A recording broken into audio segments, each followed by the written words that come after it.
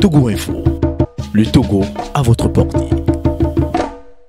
Chers compatriotes et journalistes, acceptez de travailler avec nous aujourd'hui dans ces conditions inacceptables à l'air libre et sous le soleil. Nous voudrions vous rassurer que toutes les dispositions étaient prises pour que cette conférence se tienne dans des conditions acceptables. Vous pouvez le constater dans la première invitation. Mais nos autorités, par une lettre, n'ont pas voulu nous faciliter la tâche pour une simple conférence de presse qui est une activité quotidienne dans la vie d'un citoyen, d'une association ou d'un parti politique dont on n'a pas besoin d'autorisation. Sans faire trop de commentaires sur les démarches entreprises, nous voudrions vous rassurer en tant que citoyens, connaissant nos droits et les lois de la République, convaincus de la lutte que nous menons, que nous ne nous laisserons pas distraire par des voix qui tenteront de confisquer nos libertés. Comme le disait le leader politique ivoirien Charles Blé Goudé, la vérité n'a pas besoin d'espace pour s'exprimer. Nous avons choisi ce local pour faire passer le message que vous pourriez relayer. Chers compatriotes, l'heure est grave. Cette année est une grande année pour notre pays. Nous irons aux urnes le 22 février prochain dans le cadre du premier tour de l'élection présidentielle. En effet, cela fait bientôt 3 décennies que le peuple togolais se bat contre un régime qui foule aux pieds les lois de la République, prend en otage l'avenir de la jeunesse et s'érige en monarchie. Dans la quête de l'alternance, les forces démocratiques ont toujours participé aux élections sans obtenir de résultats. Celles-ci ont toujours gagné les élections dans les urnes, mais le pouvoir utilise les moyens peu orthodoxes et antidémocratiques pour confisquer le pouvoir. C'est ainsi que depuis le lancement du processus devant conduire à l'élection présidentielle du 22 février 2020, les forces démocratiques, la société civile et la conférence épiscopale du Togo n'ont cessé d'appeler à un scrutin transparent pour garantir la vérité des urnes. Malheureusement, le pouvoir s'oppose obstinément à la mise en place des conditions d'intégrité électorale. Ce comportement du régime prouve à suffisance que Faure Gnassingbé veut s'éterniser au pouvoir après 15 ans de règne plus les 38 ans de règne de son père. Chers compatriotes, comme le dit un adage, quand le lièvre change de course, on change de massue. L'archevêque émérite de Lomé, président de la conférence nationale souveraine, s'est engagé pour comprendre pourquoi l'opposition gagne l'élection sans arriver à prendre le pouvoir.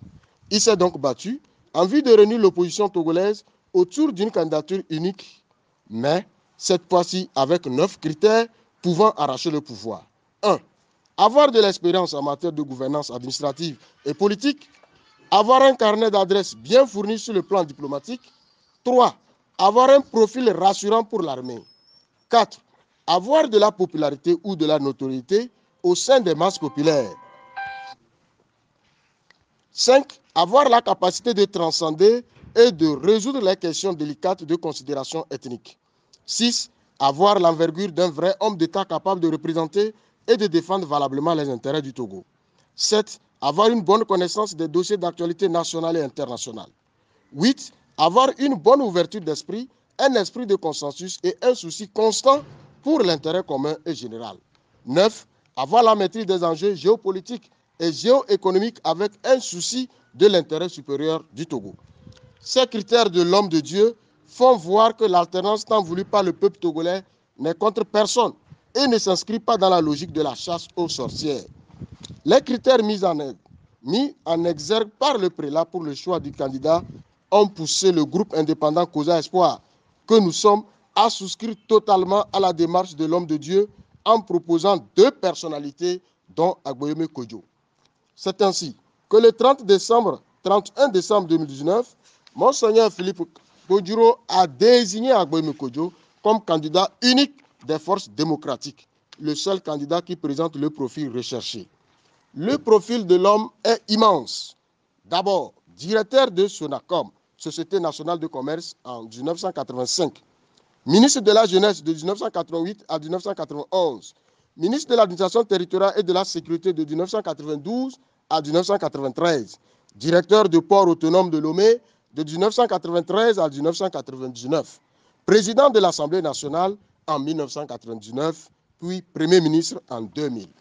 Chers compatriotes, vu la qualité du parcours du candidat choisi par l'homme de Dieu, considérant la vision du candidat qui s'articule en 3 points essentiels, transition constituante et refondation, considérant que le candidat choisi est le seul, pour l'instant, à même de réunifier le Togo, convaincu que la démarche de l'homme de Dieu aboutira inéluctablement à l'alternance en 2020, vu les remous au sein du parti adverse après l'annonce du choix du prélat, nous, membres et sympathisants du groupe indépendant Causa Espoir, soutenons totalement dans la foi et l'espérance la candidature du docteur Gabriel Mensa Kodjo Agboyome,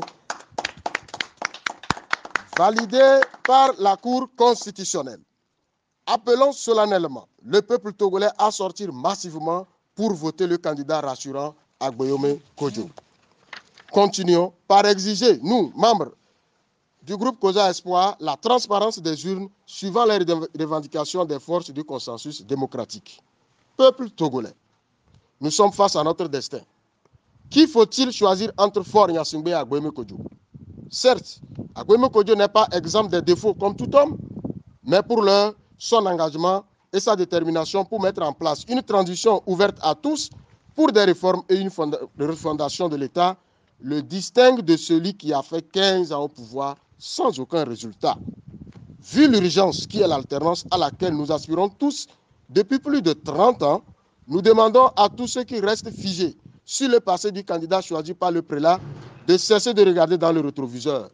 Chasser le renard puis gronder la poule, après, nous disait un adage africain. Nous demandons à tous les partis politiques et militants des différents candidats retenus par la Cour constitutionnelle de faire preuve de sagesse en évitant la haine et la division, car une élection à deux tours est un test de maturité pour l'opposition. Vive le peuple togolais, vive l'alternance. Je vous remercie.